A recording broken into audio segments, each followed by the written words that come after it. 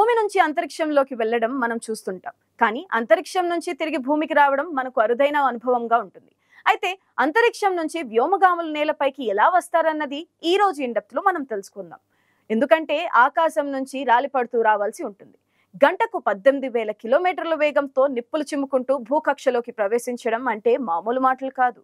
అందుకే స్పేస్ నుంచి సముద్రంలో వారు దిగిపోయేదాకా అదో పునర్జన్మలాగే ఉంటుంది.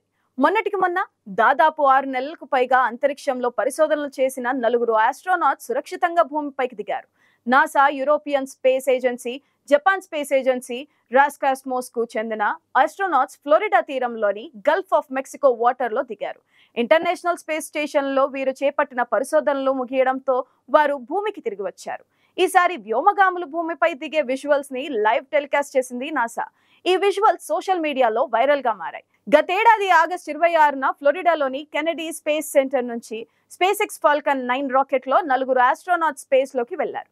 ఇకపోతే స్పేస్ ఎక్స్ డ్రాగన్ క్యాప్సూల్ ఈ నెల 11నే ఐఎస్ఎస్ నుంచి విడిపోయింది. ఈ నెల 12న ఉదయం 5:47 క్యాప్సూల్ భూకక్షలోకి ప్రవేశించిందని తెలిపింది నాసా.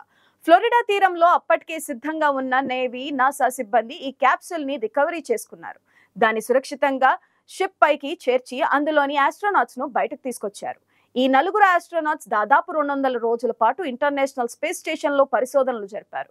బయాలజీ, సాంకేతిక అభివృద్ధి, ఫిజికల్ సైన్సెస్ లో కొనసాగుతున్న రీసెర్చ్ కోసం విలువైన సమాచారాన్ని సేకరించారు.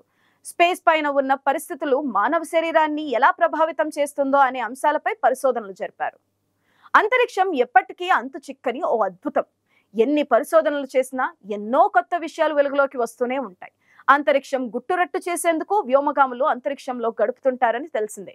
ఇందుకోసమే అంతరిక్షంలో అంతర్జాతీయ అంతరిక్ష కేంద్రం ఐఎస్ఎస్ ను ఏర్పాటు చేశారు.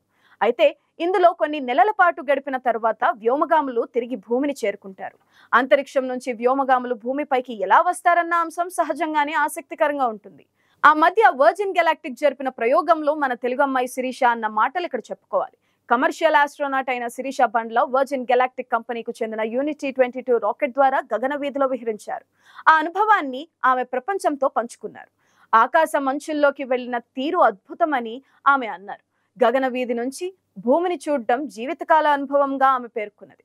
శిరీష్ తో పాటు వర్జిన్ గెలాక్టిక్ బృందం భూమి నుంచి 85 కిలోమీటర్ల ఎత్తుకు వెళ్లారు. కిందకు దిగి వచ్చిన తరువాత కూడా ఇంకా తను ఆకాశంలో ఉన్నట్లుగా ఫీల్ అవుతున్నట్లు వారు తమ అనుభవాన్ని పంచుకున్నారు.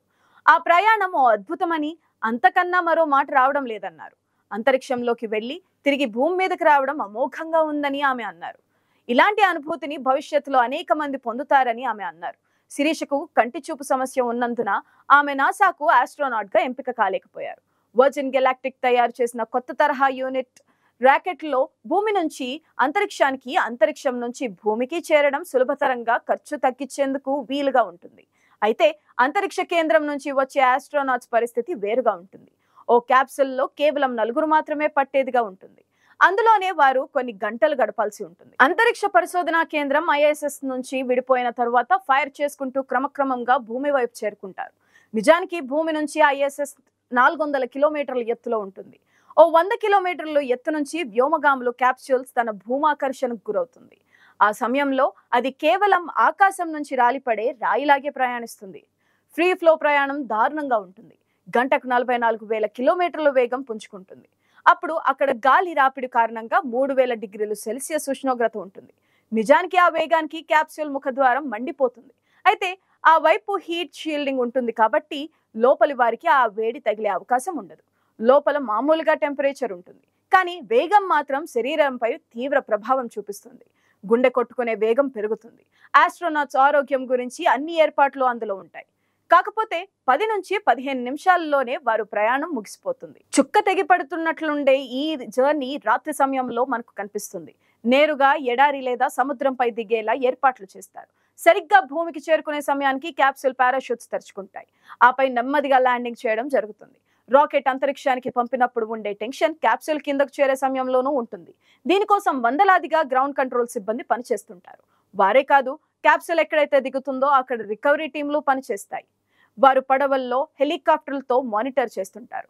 కొన్నిసార్లు తప్ప ఎప్పుడూ క్యాప్సూల్ ల్యాండింగ్ ప్రమాదానికి గురికాలేదు. రికవరీ అయిన వెంటనే వారిని వైద్యులు పరిశీలిస్తారు. అవసరమైన చికిత్స అందిస్తారు.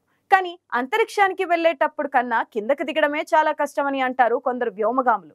ఇప్పుడు భారతదేశం కూడా గగన్యాన్ పేరుతో వ్యోమగాములను అంతరిక్షంలోకి పంపించే ఆపరేషన్ చేపడుతుంది. అందుకు సంబంధించిన సన్నాహాలు జోరుగా సాగుతున్నాయి. 4 వ్యోమగాములకు ఇప్పటికే రష్యాలో శిక్షణ పూర్తయింది. వారికి సిమ్యులేటర్ల ద్వారా రాకెట్ ప్రయోగంలో ఉండే సాధక బాధకాలను వివరించారు. తరువాతి భాగం శిక్షణ కోసం త్వరలో అమెరికా అంతరిక్ష సంస్థ నాసాకు వెళ్లబోతున్నారు. అక్కడ కూడా వారికి లాంచింగ్ దగ్గర నుంచి భూమికి తిరిగి వచ్చేదాకా శిక్షణ ఇవ్వనున్నారు. అందుకు అనుభవజ్ఞులైన వ్యోమగాములు తమ అనుభవాలను వీరికి తెలియజేస్తారు. అయితే రాబోయే కాలంలో ఈ తరహా రాలిపడే క్యాప్సూల్స్ కాకుండా క్షేమంగా దిగిపోయే పద్ధతులు రానున్నాయి. అవి మామూలు విమానాలు మాదిరిగానే ల్యాండింగ్ చేయనున్నాయి. అయితే ఈ విషయంలో ఇప్పటికే అమెరికా ప్రైవేట్ అంతరిక్ష సంస్థ స్పేస్ ఎక్స్ అందరికన్నా ముందుంది. ఏకంగా ఎక్కడి నుంచైతే రాకెట్ వెళ్తుందో అక్కడే తిరిగి చేరుకుని ఓ ప్లాట్ఫామ్ చేతుల్లో భద్రంగా దిగిపోతుంది. అంటే రాకెట్ స్టేషన్ లేదా రాకెట్ పోర్టుల్లోకి మామూలు ప్రయాణికులు కూడా తేలిగ్గా ఏ శిక్షణ లేకుండానే రాకెట్ ప్రయాణాలు చేయనున్నారు.